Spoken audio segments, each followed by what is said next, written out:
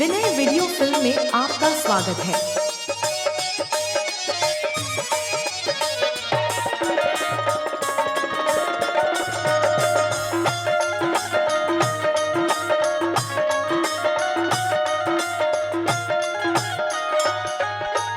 और हम सब दरिया से बरसो घटा बन के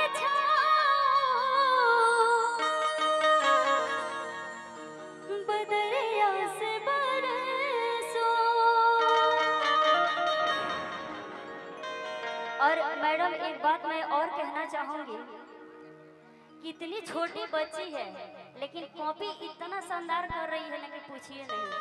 अभी ये लोग डांस कर रहे थे, जैसे घूम के बैठ के कर रहे थे ना, देख करके वो भी घूम के बैठ के उठ के कर रही थी। इतना खूबसूरत लग रहा था और देखने में भी क्यूट है।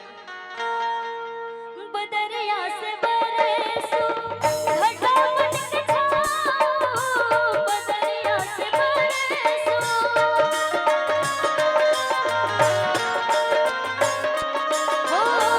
बदरिया से बरसो घटा बन के छाओ, जिया तो ये चाहे तो है अग लगाओ, लाजन घोड़े मोरे,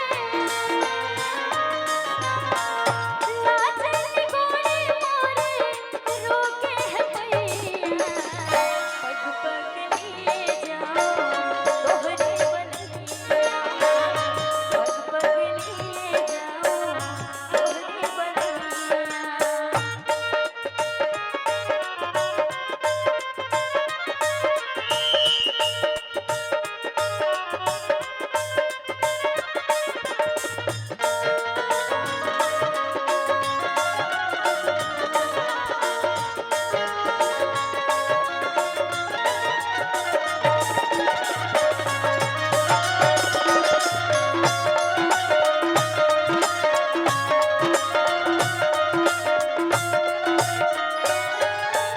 मैं जग की कोई रीत न जानूं, मैं जग की कोई,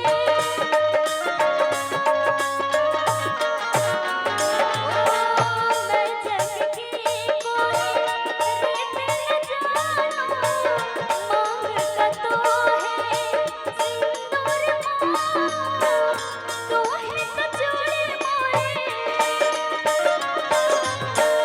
तू है कचौड़े मोरे, तू है कन्हैया, पग पग लिए जाओ तोरे बलिया, पग पग लिए जाओ तोरे बलिया। एक मिनट भैया, बुआ है ना, इतना से काम चली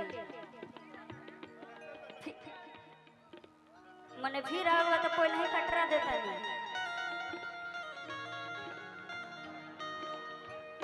कि मैं जग की कोई रीत न जानूं, मैं जग की कोई, आप देख रहे हैं विनय वीडियो फिल्म के माध्यम से। मैं जग की कोई रीत न जानूं, मांग का तो है सिंदूर मांगो, तू है कचौड़े मोरे, तू है कचौड़े मोरे, तू है कन्हैया, पग पग लिए जाओ तोरे बलिया, पग पग लिए जाओ तोरे बलिया। कहे तो सजना, कहे तो सजना, ये तोहरे सजनिया, पग पग लिए जाओ तोरे बलिया, पग पग लिए जाओ तोरे बलिया, पग पग लिए जाओ।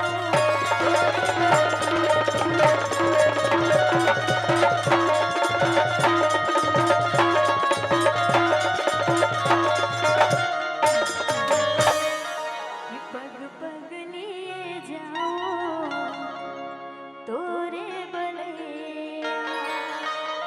और चलिए इसके बाद मैं शोहर गाऊंगी क्योंकि बहुत सारे लोग हैं तो ज़्यादा समय मैं के बीच बहुत ही अच्छे बहुत ही प्यारे एकदम क्यूट से पुनीत प्यारे जी पहुंच चुके हैं।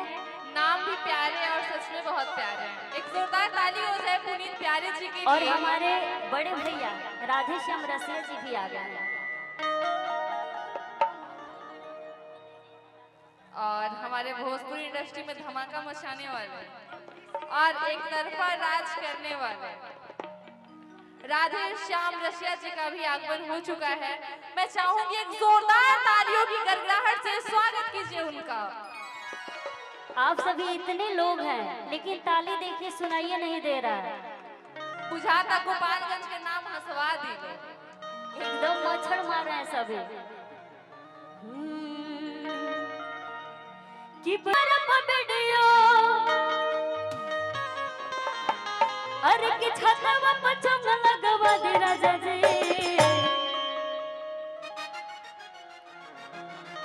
भैया के मैडम की फरमाइश रहा लाटे प्रोग्राम करावे के तो भैया प्रोग्राम करावा था कि अंगना में रेडियो दुआर पर वीडियो अरे कि छतवा पर चंग लगवा दे राजा जी। का कि हमरा बबुआ के सोहर गवा दे राजा जी। हमरा बबुआ के सोहर गवा दे राजा जी। अरे अंगना में रेडियो दुआर पर वीडियो अंगना में रेडियो दुआर पर वीडियो छतवा पर चंग लगवा दे राजा जी। भैया मैडम बाई लो निका मैडम बानी ए भैया तनी है ने ताकि मैडम आइल बनी। अच्छा मन घर में बनी चलिए कोनो बात नहीं के लेकिन हमर नेक भइल ना खाली पैसा से काम ना चले ओइसे काम ना चले खाली ना। आप देख रहे हैं विनय वीडियो फिल्म के माध्यम से। हमरा बबुआ के सोहर गवा दे राजा जी।